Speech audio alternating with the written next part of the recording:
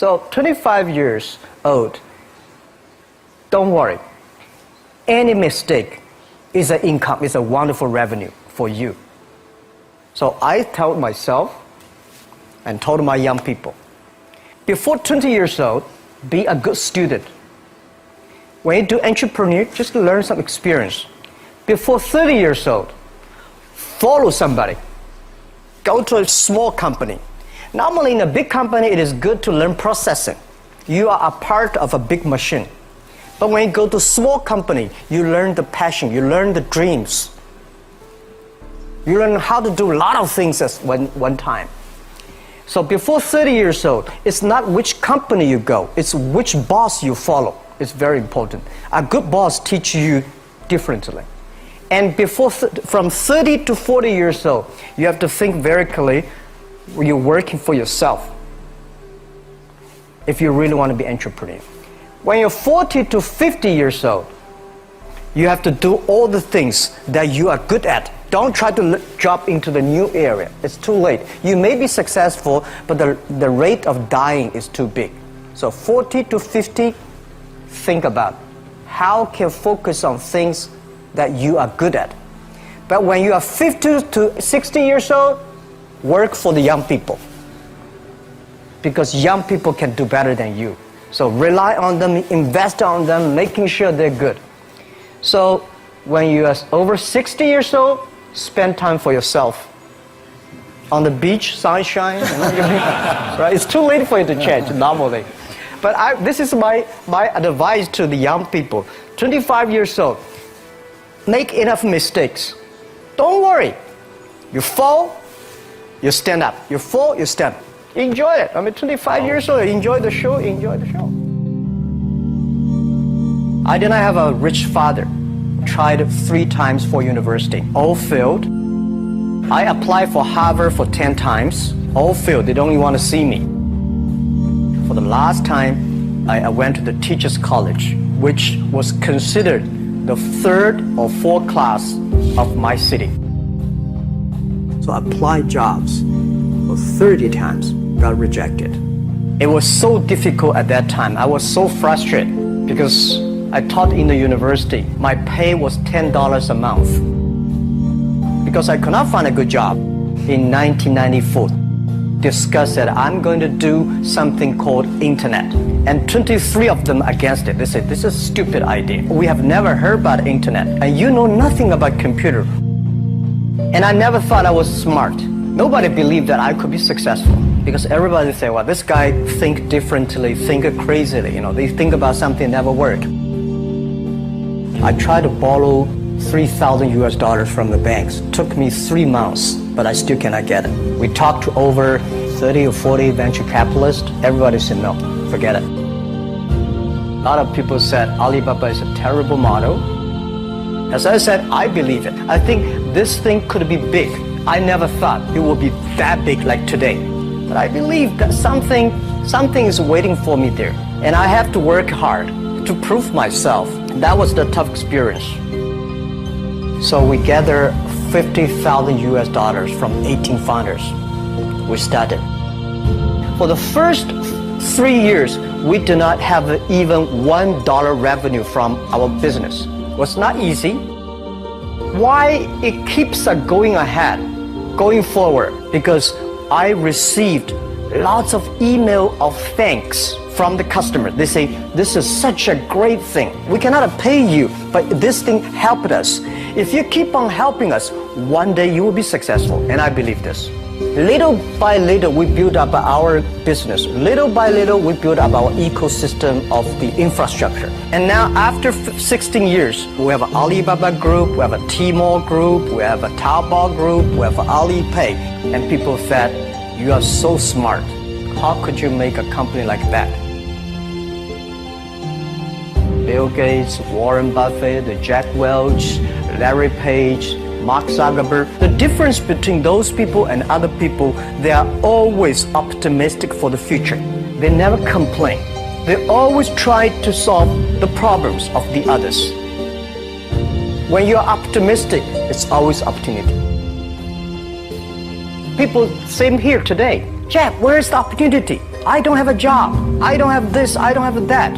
We are at the best time of this century. The best assets you have is that you are young. Don't complain. Let the other people complain. The opportunity always lies where people complain. Think about how you can make things different. Is there anything I can do that make the difference? And then when you think about this, start to do it. I saw a lot of people, young people, have fantastic ideas every evening. But in the morning, they go to the office same again. Being an entrepreneur, you have to do the things before the other people do. You have to wake up before the other people wake up. You have to be more brave than the others. Use your instinct. Everything you do is to the need of the customer. To everybody, to any person, tomorrow is new. Make the move, make the action. Whether investors believe it this or not, whether your friends believe it or not, whether your parents believe it or not, that's not important. You believe it, your team believe it, and work day and night on this. That's how the things happens. Make enough mistakes. You fall, you stand up.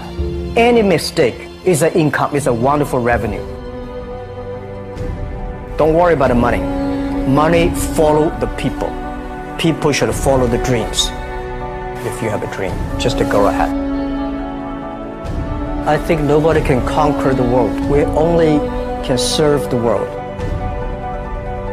Either work for the others or work for yourself. And I choose the way, work for myself.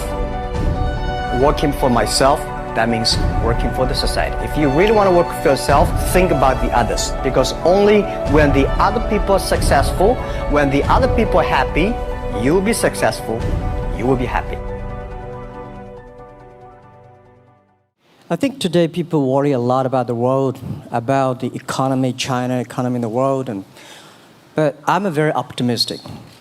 When people start to worry, that is the opportunity is. I worry about the blood testing, and she created good things. And I think great innovations, great companies always happen in the tough times. Life's like the music. You have up, you have a down, you have a long, you have a short notes. And I like your American movie. Life is like a box of chocolate. You never know what you're going to get, right? So I'm pretty optimistic. The opportunity in the future for equality is huge, because in the last century, the IT is for big companies. The globalization is for big companies. But now with the technology, we can serve those 80% of the companies that never been served. We can serve the 80% of the young people that have never been served. Technology for internet is so cheap, so easy to use. One of the reasons why we grow in China e-commerce so fast, much faster than the USA, because our infrastructure of commerce in China was too bad. When it is too bad, something happens and goes. Today we are working on the rural areas of China. I can never imagine that China, about 800 million people still live in the rural areas, are farmers. And there are about close to 200 million people. Their income is less than $1 per day.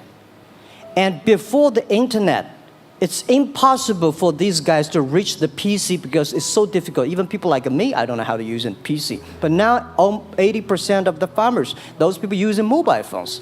When you have the mobile phones, the internet, the data, things change a lot. So I'm excited about the future. People always worry. I love the young kids sitting there and talking about the dream, the hopes, because if they have the hope, we have the hope. That's what I believe. And let's just take what you do. And I've loved every description I've ever heard about how you serve people, and your story about the bamboo farmers and your wife and her friends. It was fabulous. But where's this going? What are you going to do? What are your plans to maximize the use that people in remote rural areas of China can make of their cell phones besides ordering your products? How are you going to get it? Are you going to get them in the banking system through cell phones? How? Well, we never know that we can grow so fast. In the past 5 months, we covered 4,500 villages. And these people, normally they use in very traditional way. It took them like we went to a rural area. It took the farmers 2 hours to walk to the downtown in the middle of the town and buy things. But today, because the mobile phone, and we can deliver things to their home, to their village within 72 hours. I remember last week I read a very interesting thing. This is amazing. There is a girl, she told me a story. She said her grandfather, 92 years old birthday. And for his life, he always wanted to try one Western style food. But he lived in the rural areas. There's no such restaurant food. So she said, I tried on the internet, book a restaurant dinner for Western food, delivered to that village. And they finally immediately find one restaurant. There are 3 guys.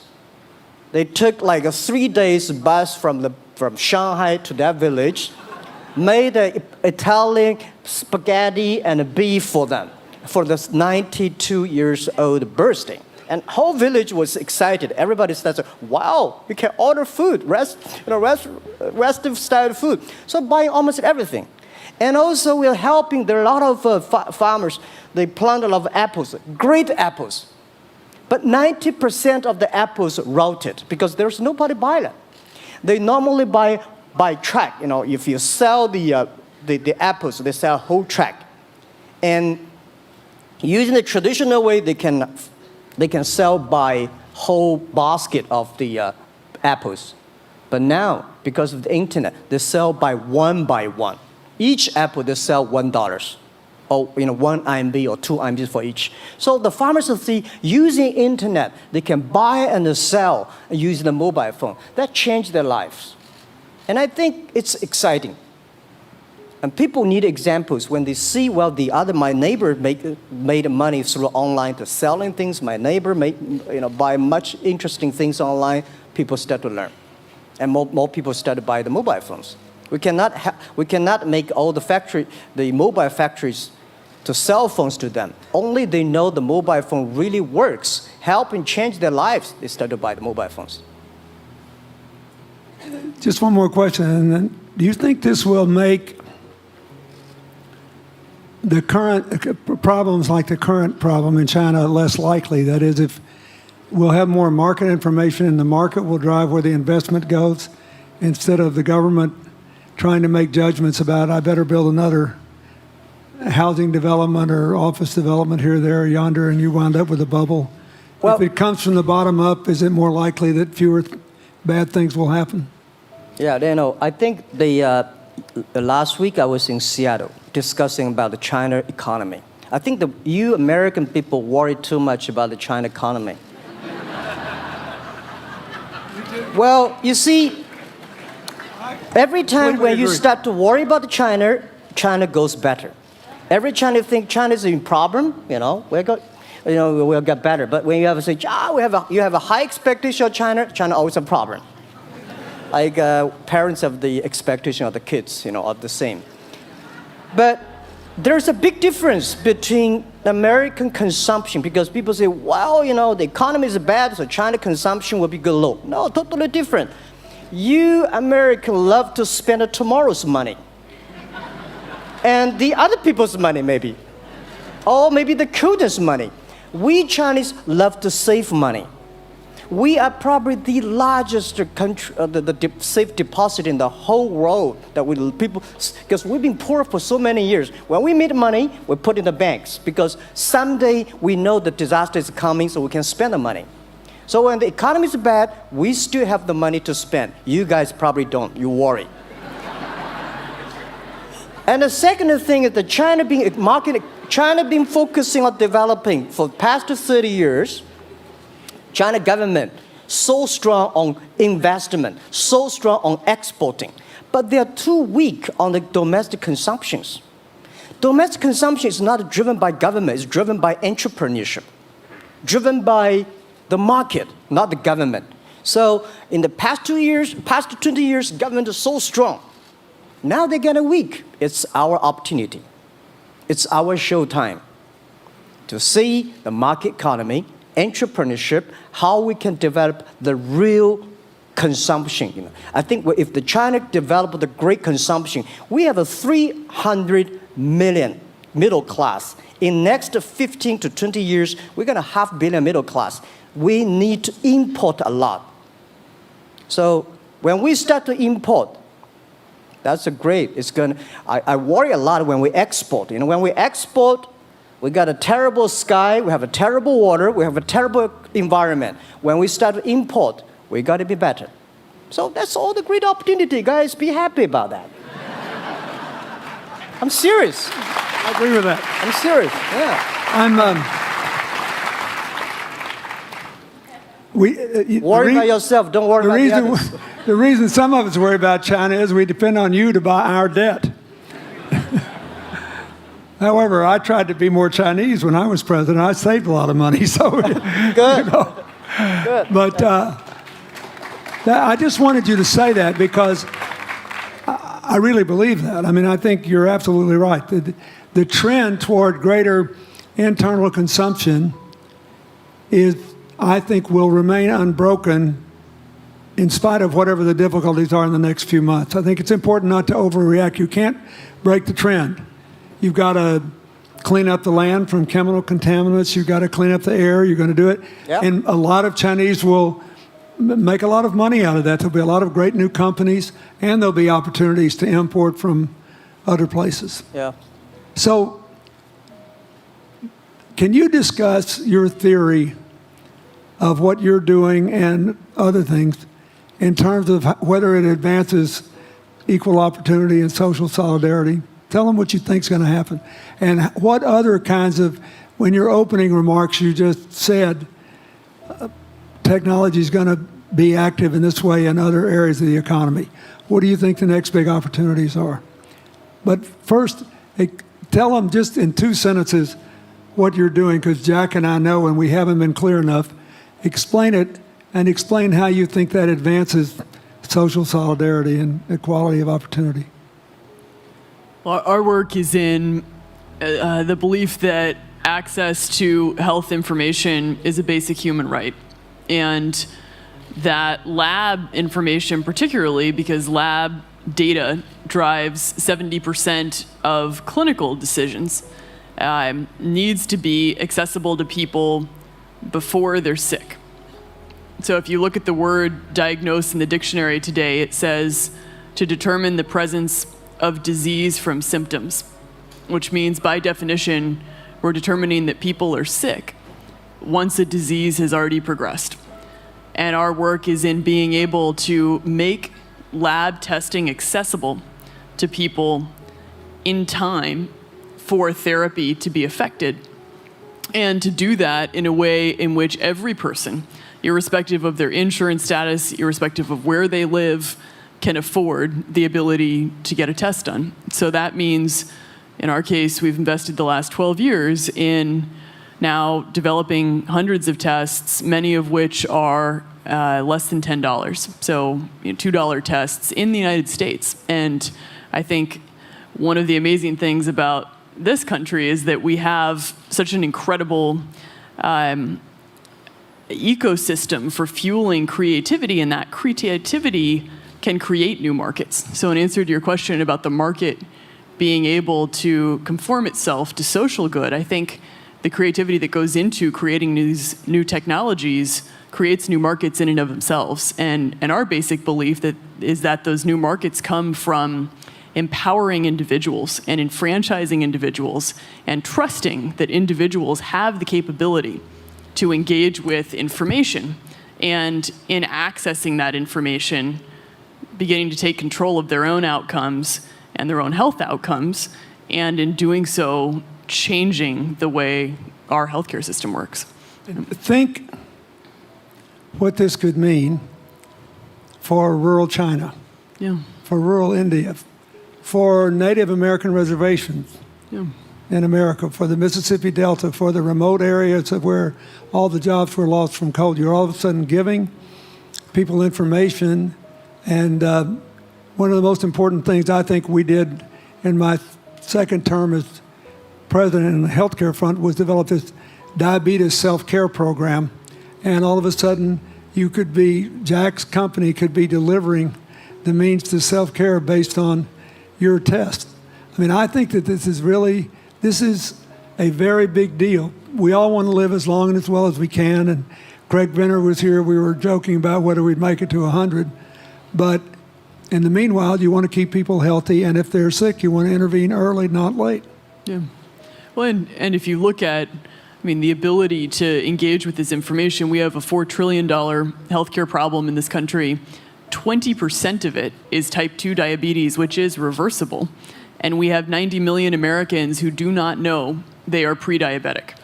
But access to information and the ability to engage with that information is the foundation for being able to change those outcomes and cost, right? One more fact, and then I want to call on Jack. You founded this company 12 years ago, right? Yeah. Tell them how old you were. I was 19. Yeah. So, don't worry about the future. We're in good hands. So, I was thinking about 19, where I am. 19, I've not passed the examination for university yet. I failed 3 times, but I think it worked out. I'm not good at schooling. Well, yeah, that's why I give confidence to a lot of young people in China. If Jack Ma can be successful, 80% of the people can be successful. People like her, we're jealous. Well, equality, I would like to make a little bit of technology helping, because yesterday I was joining the UN Women Conference about gender equality. And I think the first technology revolution happened 200 years ago in the UK, released the human body, the arm, stronger. The second technology revolution in the USA for energy, you can last long. But this technology revolution release the brain. So this century is not a competition who is stronger, whose muscle is stronger. It's who is smarter, who is soft, who can listen. It's the challenge of wisdom. So man and woman are equal. On the internet, you can never see he's a woman or a man. And on the internet, women can serve much better than men on the internet.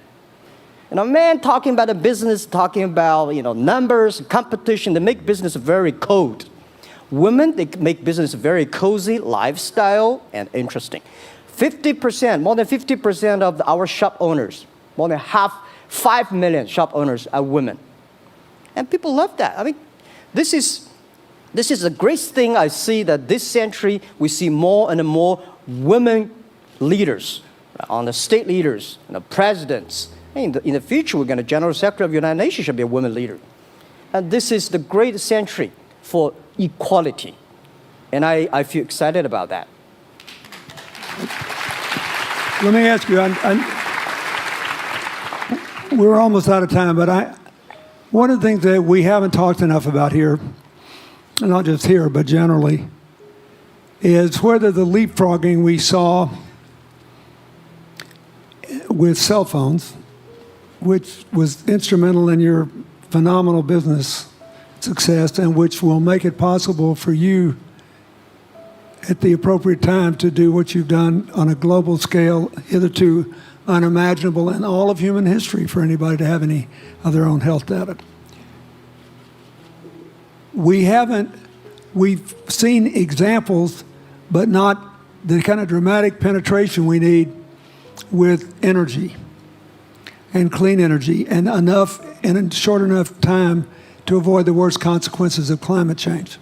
So do you believe that, your country has done more than anybody else to try to put up solar panels, and some of your companies went broke because you overdid it, right? But beforehand, and you got to work out the phase out of the coal, the phase into the sun and all that. Meanwhile, Africa, which is growing like crazy because of the cell phone in no small measure, and has 6 of the fastest growing countries in the world, still has vast swaths of its land totally dark at night. Do you believe that it's possible for us to scale up with distributed solar power rather than centralized as quick as we did with a cell phone? And if so, and if that were your business, if you had to quit what you're doing today and start there, how would you do it? And how would you do it? Lady first, I know that. I'm such a huge believer in technology, and I think especially right now, we're at an incredible time in terms of new technology and the ability to apply technology in a scalable way towards solving some of these problems. So I would look at it in the context of some of the renewable solutions that we already have, and in the context of empowering, connecting individuals with access to those solutions, and in the context of creating markets around them. I think that there's real opportunity to actually create an ecosystem in which people can financially benefit from these solutions, and I think that's going to drive an adoption. I think in developing economies, there's a revenue stream associated with that, and the more we can turn even already some of the technologies that we have into markets, the more that we can fuel, I believe, local growth and individual engagement in beginning to adopt some of these solutions. Just related to that, Jack, you answer it, and then I'll ask you one final question. Yeah, I am a strong believer that technology can make world much better, because people say China economy is getting slower. I'm happy about the 7%, even 5%. Even 5% of the GDP of the number of China, of the second largest economy, is big enough. But you don't expect China to keep on growing 11%. Because like one human body, when you're 1.8 meters tall, you cannot keep on like a 10% growth every year. You have to grow the quality, your mind, the wisdom. So I think China needs new technology to solve these problems, and which today the data, the clean technology, all these things that China is supposed to do, if we keep on the tradition, the old ways, we'll go nowhere. This is why I feel excited, because people ask me, what is your dream now? Because I never thought I would be today. I can sit here talking to president. I'm like a guy, on the street, and like failed 3 times for university, 5 times for high key schools. I applied for 10 times in Harvard School, all rejected. I never thought, because of the technology, because the internet gave me this opportunity. So I'm thinking, when I retire, I don't want the Chinese people have a terrible water to drink, unsafe for food, and the money we make all spent in the hospital. That's disaster. So how we can using the technology to enable young people, the great chance of this world, don't worry about it. We got 1.4 billion people who were born in 1980s. They are the people of the internet times. They are going to have new ways to solve the world problems. The things you are worried about today, they can solve it. And human beings have these kind of worries for centuries. And young people can always solve it. And today, when you have a right direction, clean energy, the climate change, all these issues, they will be solved, and these are the great opportunities ahead of us. Anything else?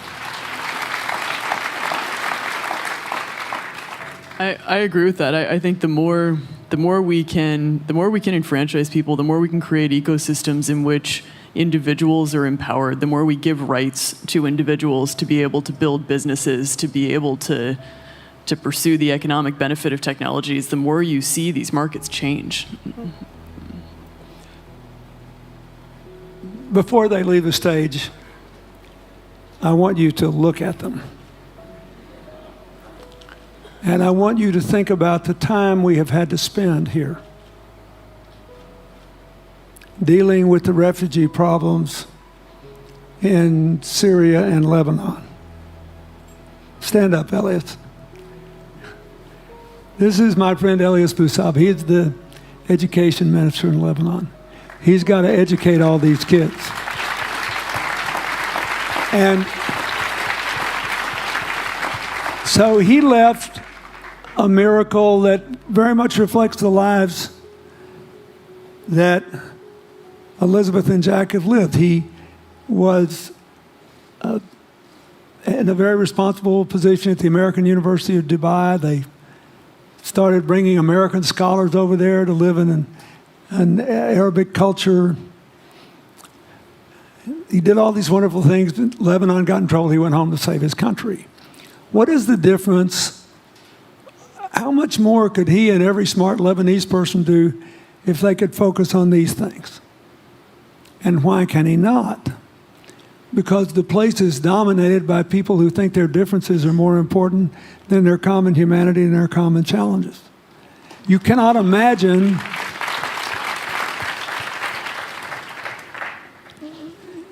Jack Ma's proud of being Chinese. I like that.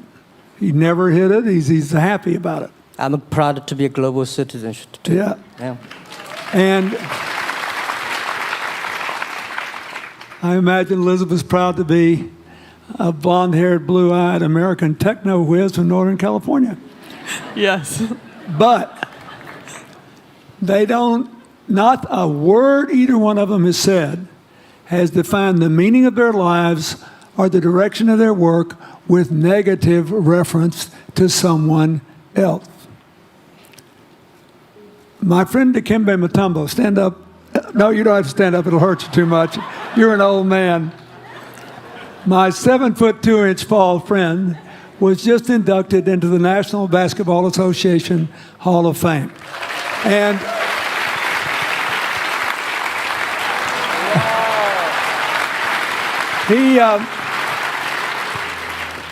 my family, my whole family loves him. And I have seen how much he has given back to his native country, Congo, which has been so troubled. I've known him a long time. We both went to Georgetown University. I did before he was born, I think. I've never heard him say a resentful thing about anybody. I have seen him give and give and give and try to give the people in his native land opportunities. Why am I telling you this? He's had a good life because he never defined his life with negative reference to anybody else. He never begrudged anybody else's success, and he thought he had an obligation to help other people. I'm telling you, we are back in a time of collective global insecurity where the main struggle is the oldest one in human history, just in modern techno realities. I mean, if you were trying to build the Middle East, you would think about our permanent sponsor here, the ambassador from Oman, who her government tried to help head off a calamitous war in the Middle East over the nuclear issue in Iran. We all pray to God that it'll work out all right. And the lead she made. You look around all these places, wherever people are putting aside their differences and working together, good things are happening. We cannot achieve economic or social equality without living in the factual realities of the world we face, looking at the obstacles, looking at the opportunities, making the best decisions. And those of us who even feel good about ourselves because we think we spend a lot of time giving, our whole goal should be to work ourselves out of a job. One of the things that Bill and Tanny Austin are sitting there with Starkey, they started giving away hearing aids, and then they decided, well, we better teach these young people how to speak. If they get the gift of hearing, they'll have to learn that. So they got into the education business. Sonny Varkey got into the education business and decided somebody ought to do something really dramatic to remind people that the only people that really matter are the teachers. So he gave the first Global Teacher of the Year award last year, and an international panel gave the prize to a teacher from Maine who promptly gave the entire $1 million to her school. The woman never made any money in her life. She gave all the money away immediately. The future is going to be forged by people who think of how to use the modern tools that we are given, as Elizabeth and Jack have, to create opportunity through empowerment. And it will not be a straight line. It's too many moving parts. But I just want you to think about that. The reason you feel good looking at them is that you identify with them even though they're different from you. And that's basically where we are all over again, and we can't slip back. We can't give up. That's why when we had the Prime Minister of Italy and George Soros talking about the future of Europe, and George said it was coming apart, and the Prime Minister said, no, it doesn't have to come apart if it's about something more than economics. I thought it doesn't have to come apart if you will it not to. And you put yourself on the line for it. There are no guaranteed outcomes today, but you can guarantee that the trend is right. So go ahead, you were going to say something, weren't you? Yeah, I just wanted to add, I mean, as we're talking about the future and from my own experience and looking at all the faces here, I think a huge part of the answer to your question is also to raise our little girls with the stereotype that they can be the best in engineering and science and math, because when they do in all of these industries, it changes everything. And we need to do that in this country, and we need to do that as parents in other countries. You know? Yeah, I was thinking about if what you say. I think about when you talk about problems, you normally it's like a politician. When you talk about opportunities that the business people, I was thinking about how we can using this all the problems that change the problem become the opportunity. And I don't know. I just feel excited when people talk about problems. I think think about if you can solve one of them, that's the chance. And today, nobody live in this century has so many opportunities and so many tools they can use to change other people's life. And I think in the last century, which I call the IT time, this century is called the DT time, data technology. IT is to empower yourself, make yourself strong.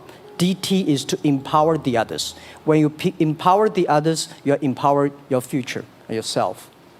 So when I listen to you talk, I agree, and I think that's why we were born in this century. That's why how we can use the internet to help more people. Let's give him a hand. Thank you.